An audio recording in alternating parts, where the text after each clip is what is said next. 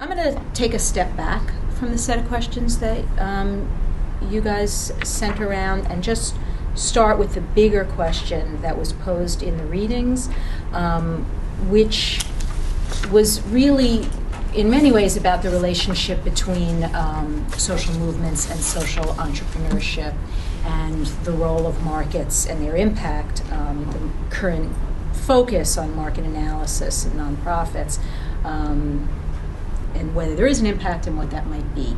And I'm going to start by asking these guys to just talk a little bit about, from their varying hats that you've worn, both in the present and the past, about how the notion of social movements reaches philanthropy.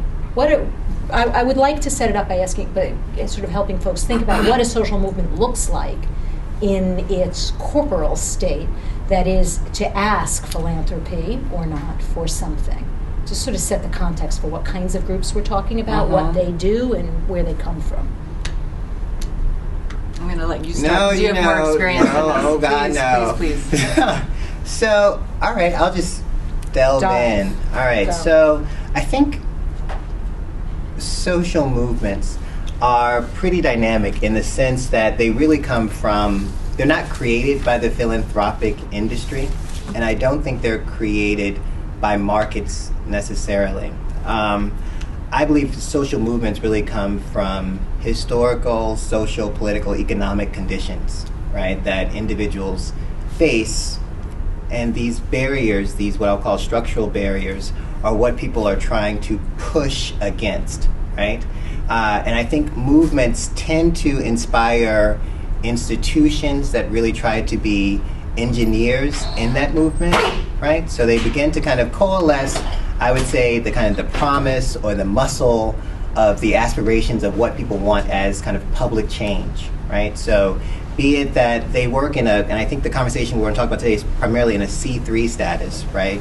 So you may actually have a organization sort of come to formation, and these organizations, I think, exist on a number of different axes, both policy reform, organizing, some around litigation and civil rights efforts. Some are much more organic and fluid, and they may actually hit all those various pieces.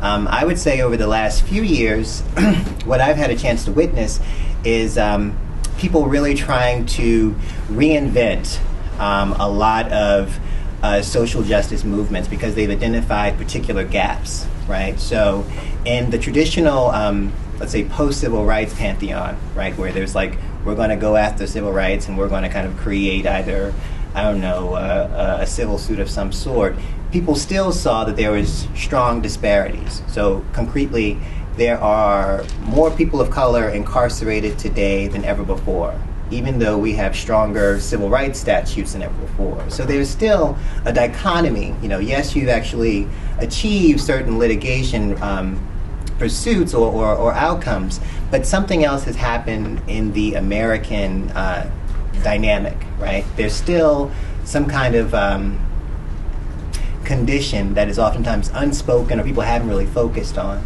So I think what you have seen are people who are looking at what's the current purpose of, you know, prison treatment. Why is this such a feature for people of color who are oftentimes low income?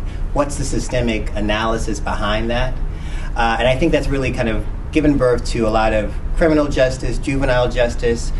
You've also seen a shift from civil rights reform towards what they'll call racial justice advocacy. I think as movements have matured over time, I think new generations kind of infuse, you know, their realities. So the women's rights movement, you will see a shift in like kind of what they'll call reproductive justice, right, which is trying to be much more inclusive of women who are primarily not thought of as kind of like first or second wave feminism. So I think when you start looking at kind of like its relationship to markets, I think people have actually borrowed some of the innovation that I think market is oftentimes thought of as actually kind of giving. But I do feel that social justice movements in their own selves kind of reinvent, you know, these dynamics. I don't think they're necessarily looking at for profit or market variables. And I think what has also happened is that people have actually tried to reshape what they think as measurement benchmarks or tools, right? So even though you can actually accomplish a particular, I would say, legal win or policy win, it doesn't mean that it's concretized in a measurement. And I think oftentimes foundations really do require people to have kind of measurement as kind of quote unquote outcome and a kind of performance. But I'm not sure that they're pure in their absolute. So we're going to go there. We're going to go there. We're going to go there a lot.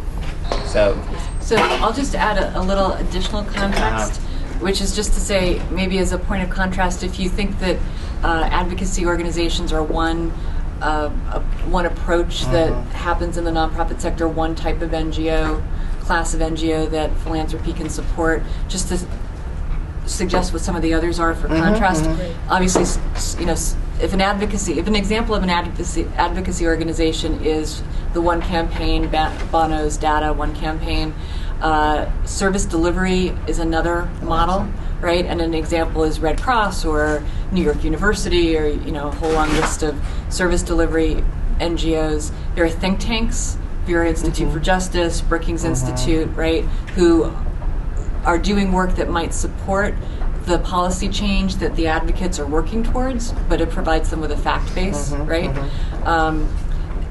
Litigation, which Alvin touched on, so Environmental Defense Fund or Center for Reproductive Rights, a variety of examples and a lot of topics. And then research organizations like Alan Guttmacher Institute is focused on sexual health and rights, a variety, again, of organizations that are developing the fact base that support what the service delivery organizations focus on, that underpin people's theories of change for their work. So just to kind of round out the picture, just a little bit.